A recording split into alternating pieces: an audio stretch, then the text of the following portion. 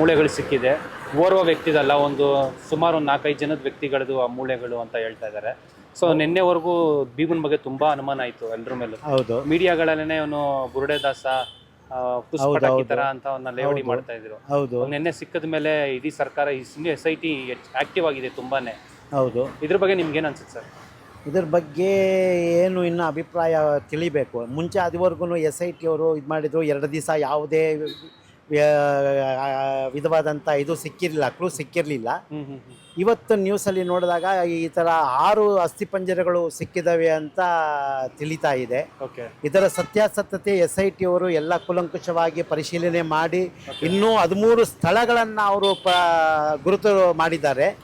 ಈ 13 ಸ್ಥಳಗಳನ್ನು ಅವರು ಪರಿಶೀಲನೆ ಮಾಡಿ ಅದರಲ್ಲಿ ಎಷ್ಟು ಅಸ್ಥಿಪಂಜರಗಳು ಸಿಗ್ಬೋದು, ಸಿಗದೇ ಇರ್ಬೋದು ಅನ್ನೋದು ಒಂದು ಗುರುತರ ವಿಚಾರ.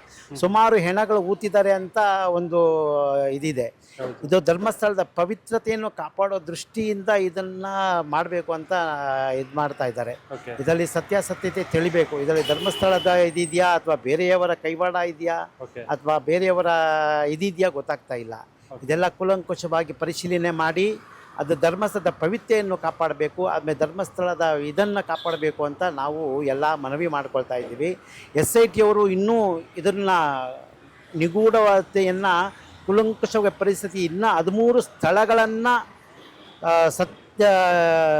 ಇದು ಮಾಡಿ ಅದರ ಸತ್ಯಾಸತ್ಯತೆಯನ್ನು ಜನತೆಗೆ ತಿಳಿಸ್ಬೇಕು. ಸರ್, ಅದು ಪಂಚಾಯಿತಿಯವ್ರನ್ನ ಕೇಳಿದಾಗ SIT ಅವರು ಪಂಚಾಯಿತಿಯವರು ಒಂಥರ ಉತ್ತರ ಕೊಡ್ತಾ ಇದ್ದಾರೆ. ಏನಂದ್ರೆ ಇದು ಧರ್ಮಕ್ಷೇತ್ರ ಅಲ್ವಾ, ಬಂದು ತುಂಬಾ ಜನ ಆತ್ಮಹತ್ಯೆ ಮಾಡ್ಕೊಳ್ತಾರೆ, ಮುಕ್ತಿ ಸಿಗುತ್ತೆ ಅಂತೇಳಿ. ಅಂತ ಅಲ್ಲ, ಆತ್ಮಹತ್ಯೆ ಮಾಡ್ಕೊಂಡವನು ತಾನೇ ಗುಂಡಿ ಒಳಗಡೆ ಬೀಳೋದಿಲ್ಲ. ಕರೆಕ್ಟ್. ಆತ್ಮಹತ್ಯೆ ಮಾಡ್ಕೊಳ್ತಾನೆ, ಮರಕ್ ಮಾಡ್ಕೊಳ್ತಾನೆ, ಅಥವಾ ನದಿನಲ್ಲಿ ಬೀಳ್ತಾನೆ, ಇಲ್ಲ ಇದು ಮಾಡ್ಕೊಳ್ತಾನೆ. 10 ಅಡಿ 12 ಅಡಿ ಆಳದಲ್ಲಿ ಹೋಗಿ ಯಾವನು ಆತ್ಮಹತ್ಯೆ ಮಾಡ್ಕೊಳಕ್ ಆಗೋದಿಲ್ಲ ಅಲ್ವೇ? ಅಲ್ಲ, ಅವ್ರು ಹೇಳೋದು ಆತ್ಮಹತ್ಯೆ ಮಾಡ್ಕೊಂಡವ್ರನ್ನ ನಾವೇ ಊತಾಕ್ತಿದ್ವಿ. ಅದೆಂಗೆ ನೀವು ಸರ್ಕಾರ ಗಮನಕ್ಕೆ ತರದೆ, ಇದಕ್ಕೆ ಯಾವುದಕ್ಕೆ ತರದೆ ನೀವು ಹಂಗಿದೆ, ಅದೆಂಗೆ ಒಬ್ಬ ಮನುಷ್ಯನ ಊತಾಕ್ತೀರಾ? ಅದರ ಇದನ್ನ ನೀವು ಕೂಲಂಕುಷವಾಗಿ ಅದಿಂಗ ಪೊಲೀಸ್ ಸ್ಟೇಷನ್ಗೆ ಈ ಥರ ಆತ್ಮಹತ್ಯೆ ಮಾಡ್ಕೊಂಡಿದ್ದಾರೆ, ಅಲ್ಲ ಆತ್ಮಹತ್ಯೆ ಮಾಡ್ಕೊಂಡಿದ್ದಾನೆ ಅಂತ ಪೊಲೀಸ್ ಸ್ಟೇಷನಲ್ಲಿ ಒಂದು ಕಂಪ್ಲೇಂಟ್ ಕೊಟ್ಟು ಆತನ ಫೋಟೋ ಹಿಡ್ದು ಒಂದು ಪೇಪರ್ನಲ್ಲಿ ಕೊಟ್ಟು ಈ ಥರ ಎಲ್ಲಿಂದನೋ ಬಂದಿದ್ದಾರೆ, ಧರ್ಮಸ್ಥಳದಲ್ಲಿ ಆತ್ಮಹತ್ಯೆ ಮಾಡ್ಕೊಂಡಿದ್ದಾರೆ, ಇವ್ರ ಮನೆಯವ್ರ ಬಗ್ಗೆ ವಿಚಾರಿಸಿ ಅಂತ ಒಂದು ಕಂಪ್ಲೇಂಟ್ ಕೊಡಬೇಕು. ಪೊಲೀಸ್ ಸ್ಟೇಷನಲ್ಲಿ ದಾಖಲಾತಿ ಮಾಡಿ ಆತನ ಫೋಟೋನೆಲ್ಲ ಇದು ಮಾಡಿ ಯಾರು ಕಾಣೆಯಾಗಿದ್ದಾರೆ ಇಲ್ಲಿ ಬಂದು ವಿಚಾರಿಸ್ಕೊಳ್ಬೋದು, ಅವ್ರ ಮನೆಯವರಾಗಲಿ ಯಾರಾಗಲಿ ಅದನ್ನು ಮಾಡಿ ನಂತರ ಇವರು ಮಹಜರ್ ಮಾಡಿ ಅದನ್ನು ಎಲ್ಲರ ಸಮ್ಮುಖದಲ್ಲಿ ಅವರು ಒತ್ತಿ ಅಂತ ಹೇಳ್ಬೋದು.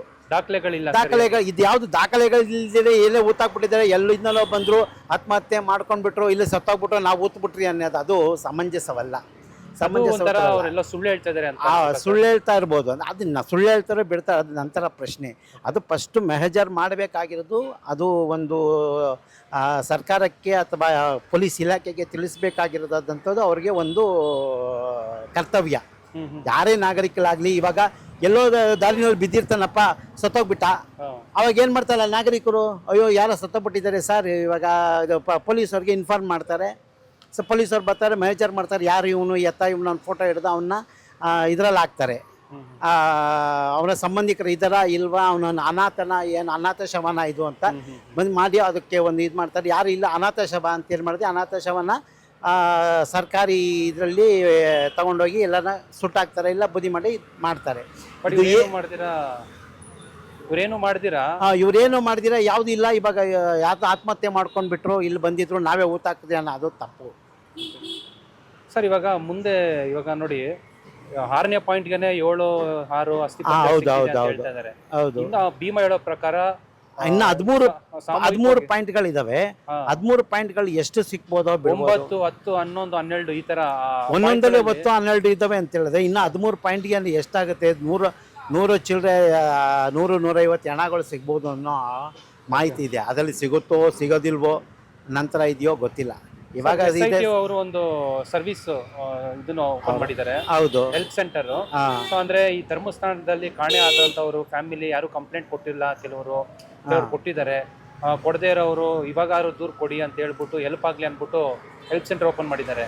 ಅದರಿಂದ ಏನಾರ ಸಹಾಯ ಆಗುತ್ತೆ ಅಂತ ಆಗುತ್ತೆ ಅನ್ಸುತ್ತಾ ಈ ಖಂಡಿತವಾಗುತ್ತೆ. ಯಾರು ಮನೆಯಲ್ಲಿ ಕಾಣೆಯಾಗಿದ್ದಾರೆ, ಇಷ್ಟು ವರ್ಷಗಳಾಗಿದ್ದಾರೆ ನಮ್ಮ ಮನೆಯಲ್ಲಿ ಇಂಥ ಕಾಣೆಯಾಗಿದ್ದಾರೆ ಅಂತ SIT ಅವ್ರಿಗೆ ಅಥವಾ ನಿಮ್ಮ ಹತ್ತಿರದ ಪೊಲೀಸ್ ಠಾಣೆಗಳಿಗೆ ಹೋಗಿ ನೀವು ಅದನ್ನು ಕಂಪ್ಲೇಂಟ್ ಮಾಡ್ಬೋದು. ಓಕೆ. ನಮ್ಮ ಮನೆಯವರು ಇಷ್ಟು ದಿವಸದಿಂದ ಕಾಣೆಯಾಗಿದ್ದಾರೆ, ಅದರಿಂದ ನಮಗೆ ಈ ಥರ ಧರ್ಮಸ್ಥಳದಲ್ಲಿ ಇದಾಗಿದ್ದ ಗುಮಾನಿ ಇದೆ, ಇದರಿಂದ ನಮಗೆ ನ್ಯಾಯ ದೊರಕಿಸ್ಕೊಡಿ, ನಮ್ಮ ಇಂಥವ್ರಿಗೆ ಅವರ ಫೋಟೋಗಳನ್ನ ಅವರ ವಿವರಗಳನ್ನ ತಿಳಿಸಿ ಎಲ್ಲ ಮಾಡಿದ್ರೆ ಇದು ತಿಳಿಬೋದು. ಸರ್, ಇದು ಸೌಜನ್ಯ ಕೇಸು ಈಗ ಆಲ್ರೆಡಿ ಸಾಕ್ಷಿ ನಾಶ ಆಗಿ ಏನು ಸಿಗ್ತಾ ಇಲ್ಲ, CBI ಅವರೇ ಕೈ ಬಿಟ್ಬಿಟ್ರು. ಈ ಕೇಸಿಂದ ಆದ್ರೂ ಸೌಜನ್ಯ ನ್ಯಾಯ ಸಿಗುತ್ತಾ ಅಂತ? ಸಿಕ್ಕಿದ್ರು ಸಿಕ್ಬೋದು ಸರ್, ಹೇಳೋದಕ್ಕಾಗೋದಿಲ್ಲ. ಅದು ಯಾರು ಇದು ಮಾಡಿದ್ದಾರೆ ಅಂತ. ಸೌಜನ್ಯ ಕೇಸ್ನ ಎತ್ತಿಡಿದಾಗ ಯೂಟ್ಯೂಬ್ ಅಲ್ಲಿ ಸೋಷಿಯಲ್ ಮೀಡಿಯಾದಲ್ಲಿ ಈ ಭೀಮಾ ಅನ್ನೋ ಒಬ್ಬ ವ್ಯಕ್ತಿ ಬಂದು ಇಷ್ಟು ನಾನು ಈ ತರ ಹೆಣಗಳನ್ನ ತುಂಬಾ ಊತಾಕಿದ್ದೀನಿ, ನೂರಾರು ಗಟ್ಟಲೆ ಅಲ್ಲ, ಆತನಿಗೆ ಬುದ್ಧಿ ಇಲ್ಲ. ಈ ಥರ ಹೆಣಗಳನ್ನ ಊತಾಕ ಮುಂಚೆನೆ ಆತ ಈ ಪೊಲೀಸ್ ಠಾಣೆಗೆ ಹೋಗಿ ಇದನ್ನ ಬಗ್ಗೆ ಕಂಪ್ಲೇಂಟ್ ಮಾಡ್ಬೋದಾಗಿತ್ತು, ಇತ್ತ ಸರ್ಕಾರದ ಗಮನಕ್ಕೆ ತರ್ಬೋದಾಗಿತ್ತು. ಅಥವಾ ಅಯ್ಯ, ಜೀವ ಬೆದರಿಕೆ ಇಲ್ಲ ಸ್ವಾಮಿ, ನಿಮ್ಗೆ ಜೀವ ಬೆದರಿಕೆ ಇದೆ ಅಂದ್ರೆ ನೀನ್ ಯಾಕೆ ಈ ಕೆಲಸ ಮಾಡ್ಬೇಕು? ಆಗಲ್ಲ, ನನ್ನ ಕೈನಲ್ಲಿ ಇದೆಲ್ಲ ಮಾಡೋದಿಲ್ಲ, ನಾನೆಲ್ಲ ಊತೋದಿಲ್ಲ, ಇದೆಲ್ಲ ನನಗೂ ಮುಂದಕ್ಕೆ ನನಗೆ ತೊಂದರೆ ಆಗುತ್ತೆ, ಸರ್ಕಾರದ ಗಮನಕ್ಕೆ ಬಂದ್ರೆ ಅಥವಾ ಪೊಲೀಸ್ ಇಲಾಖೆ ಗಮನಕ್ಕೆ ಬಂದಾಗ ನನಗೆ ತೊಂದರೆ ಆಗುತ್ತೆ, ಆದ್ರಿಂದ ನಾನು ಇದನ್ನ ಯಾವ್ದು ಊತೋದಿಲ್ಲ ಅಂತ ಕೈ ಬಿಡಬೇಕಾಗಿತ್ತು. ನೀನು ಇವಾಗ ಏನು ಹೇಳ್ದಿರ ಮಾಡಿದೆ, ಅವ್ರು ಯಾರೋ ಹೇಳ್ದು ಅಥವಾ ಹಣ ಕೊಟ್ರೋ ಏನು ಕೊಟ್ರೋ ನಿನಗೆ, ನೀನು ಊತ್ಬಿಟ್ಟಿದ್ಯಾ, ಇವಾಗ ನಿನ್ನ ಹೆಸರು ಅಲ್ಲಿ ಬಂದು ಇದಾಗ್ಬಿಟ್ಟಿದೆ ಅಂತ ನೀನು ಇವತ್ತು ಬಂದ್ಬಿಟ್ಟು ನನಗೆ ಜೀವ ಬೆದರಿಕೆ ಆಯಿತು ಅಂದೆ. ನಿನಗೆ ಜೀವ ಬೆದರಿಕೆ ಹಾಕಿದ್ದಂಥ ಮನುಷ್ಯ ಯಾರು? ಆತನ ಬಗ್ಗೆ ನೀನು ಹೋಗಿ ಇಲಾಖೆಗೆ ಅಲ್ಲಿ ಗುಪ್ತವಾಗಿ ಮಾಹಿತಿ ಕೊಡ್ಬೋದಾಗಿತ್ತಲ್ಲ. ಸ್ವಾಮಿ, ಈ ಥರ ಬಂದಿದೆ, ನನಗೆ ಜೀವ ಬೆದರಿಕೆ ಬರ್ತಾ ಇದೆ, ನಾನು ಈ ಥರ ಕೆಲಸ ಮಾಡಿದ್ದೀನಿ, ಇದರಿಂದ ನನಗೆ ತೊಂದರೆ ಆಗ್ತಿದೆ, ಮಾಡ್ಬೋದಾಗಿತ್ತಲ್ವಾ? ಇವಾಗ ಮಾಡಿದ ತಡವಾದ್ರೂ ಇವಾಗ ಮಾಡಿದನಲ್ಲಿ ಏನು ಪ್ರಯೋಜನ? ತಡವಾದ್ರೂ ಮಾಡಿದ್ಮೇಲೆ ಏನು ಪ್ರಯೋಜನ ಹೇಳಿ? ಇಷ್ಟೊಂದು ಹೆಣಗಳನ್ನ ಊತಾದ್ಮೇಲೆ, ಇಷ್ಟೊಂದು ಜೀವಗಳು ಓದಾದ್ಮೇಲೆ, ಇವಾಗ ನೀನು ಹೇಳಿದ್ಮೇಲೆ ಅದೇನೋ ಹೇಳ್ತಾರಲ್ಲ, ಕೊಳ್ಳೆ ಹೊಡ್ಕೊಂಡು ಆದ್ಮೇಲೆ ದಿಡ್ಡಿ ಬಾಗ್ಲು ಹಾಕಿದ್ರು ಅನ್ನಂಗೆ ಎಲ್ಲ ಮುಗಿದ್ಮೇಲೆ ನೀನು ಇವಾಗ ಬಂದು ನಾನು ಹಿಂಗೆ ಮಾಡಿದೆ, ಹಂಗೆ ಮಾಡಿದೆ, ಅದಾಯ್ತು ಇದಾಯ್ತು ಅಂದ್ರೆ ಏನು ಪ್ರಯೋಜನ ಇರುತ್ತೆ ಹೇಳಿ?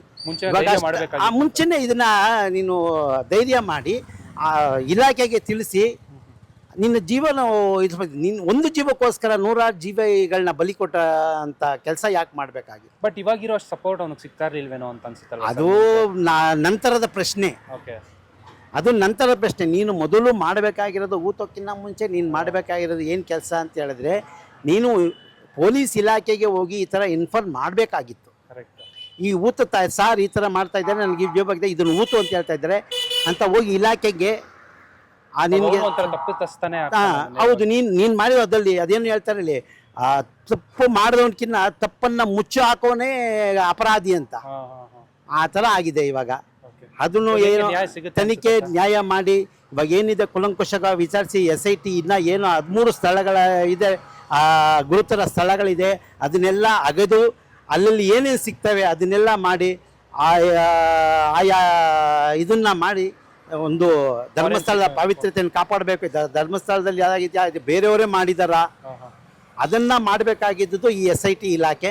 ಅದರಿಂದ ಅವ್ರಿಗೆ ಒಳ್ಳೇದಾಗ್ಲಿ, ಆಮೇಲೆ ಅವ್ರಿಗೆ ಏನು ಬೇಕಾಗಿದ್ದಂಥ ಎಲ್ಲ ಸಹಾಯಗಳನ್ನ ಸರ್ಕಾರ ನೀಡಲಿ, ಅವ್ರಿಗೆ ಹೆಚ್ಚಿನ ಸಹಾಯವನ್ನು ಮಾಡಿ ಅವ್ರಿಗೆ ಫ್ರೀಯಾಗಿ ಕೆಲಸ ಮಾಡೋದಕ್ಕೆ, ಅವ್ರಿಗೆ ಅವ್ರ ಮೇಲೆ ಯಾವುದೇ ವಿಧವಾದಂಥ ಇದನ್ನು ಏರದೆ ಅವ್ರು ಕೆಲಸ ಮಾಡಬೇಕು. SIT ಅವರು ಅವ್ರು ಕೆಲಸ ಮಾಡಬೇಕು, ಮಾಡಿ ಒಂದು ಇದಾಗಲಿ, ಅವ್ರಿಗೆ ಶುಭ ಹಾರೈಕೆ ಮಾಡ್ತೀನಿ, ನ್ಯಾಯ ಸಿಗಲಿ. ಅದರಿಂದ ಸರ್ಕಾರಕ್ಕೆ ಇದಾಗಲಿ, ಇದಕ್ಕೆ ಗಮನಕ್ಕೆ ತರಲಿ, ನ್ಯಾಯಾಲಯದ ಗಮನಕ್ಕೆ ತರಲಿ, ಇದು ಸತ್ತಿದಾರ ಅಥವಾ ಇದಾಗಿದ್ದಾರ ಅಂತ ಅವ್ರವ್ರ ಮನೆಗಳಿಗೆ ತಿಳಿಸಿ ಅವ್ರಿಗೆ ನ್ಯಾಯ ಸಿಗೋ ಹಾಗೆ ಮಾಡಿ. ಇಷ್ಟೇ ನಮಗೆ. ಧನ್ಯವಾದಗಳು. Thank you sir.